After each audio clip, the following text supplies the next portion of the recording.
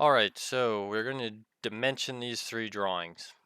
And there's a lot of procedures to this. I always start with doing my circles first on these types of drawings. So I'm going to use my center marks for the circles, and then my center line bisector, I use that on the hidden lines indicating where the circle goes in. Next, this one, I'm not going to worry too much about baseline or datum with this one. Because there aren't a lot of dimensions on here, so I'm just going to focus on getting them done. So I'm going to get the overall length, check, the overall height, check, and then that covers the big block and the overall depth. Check.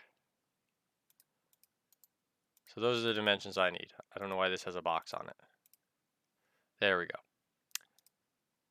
I then have to place my circles, so I'm going to do a dimension from here to the bottom. So that places it that way, and I'm going to do a box here to the top. Place it that way. So there we go. Circle is placed, and I just need a diameter. And I can quite nicely squeeze a diameter in right here.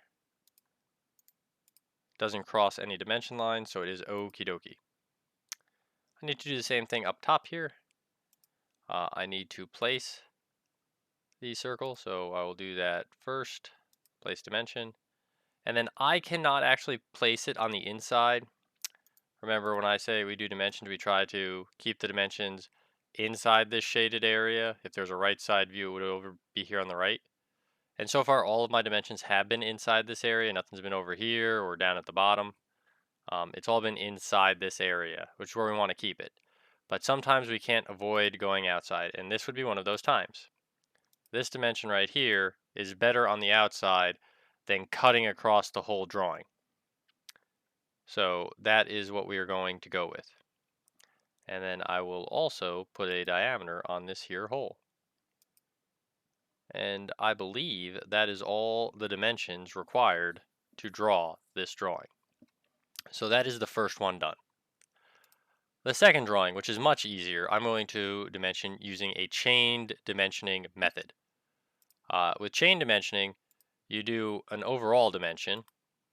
Well, one method, there's two methods of doing chain, but you do an overall dimension, and then you chain all subsequent underneath dimensions. So chaining is doing this, and then dimensioning from there to the next point, as if they're links of a chain. So like 1, 2. But you also put the overall dimension. So I'm going to continue. I'm going to put an overall dimension for the height. I would do that because I got contours here, so that works good. And then I would chain these two dimensions. And when you chain, the chain dimensions always line up with each other. The final dimensions on this one are the depth. It doesn't actually matter with this 0.75 if it's on this side or that side, but those are the chained dimensions. And slide this guy down a little. Maybe do the same over here, just do some housekeeping, make things look nicey nice. Okay, so there are all of my dimensions. Very good. The third and final drawing is the most complex, and we are going to use baseline or datum dimensions. Those are dimensions that all start at the same point. Also, if you would notice with this drawing, I have a circle here, which means I need a center mark, and I have a hidden lines indicating a circle, which means I need a center line bisecting them. Moving on, I am going to do baseline dimensioning, which on this piece of software requires me to make my first dimension. After which I can switch over to baseline, select the first dimension, and then move to all subsequently dimensioned points. And this is what baseline dimensioning looks like, where they each get larger, but they are all referencing the same spot, the datum where it began. That's why it's also referred to as datum dimensioning. So I've got those. Still need to do the length placement for this hole, so I'm going to slide that in. Please go straight. There we go. Slide that in there. And just because I'm over here, I'm going to put the diameter on the hole, because I know I'm not going to use any of these. I also need to do the height dimensions in the same method, so I'm going to start from the bottom. I'm going to add my first dimension, and then I'm going to use baseline and go from that datum all the way up. So boop, boop, boop. Very good. Now finally, I would have to do my depth dimensions, and I will follow the same methodology here.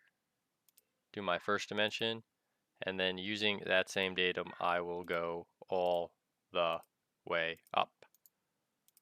And now I have my whole drawing dimensioned without any redundancies. Everything looks good, and you would be ready at this point to hand them in. So I hope everything goes smoothly for you guys. Great work, and good luck.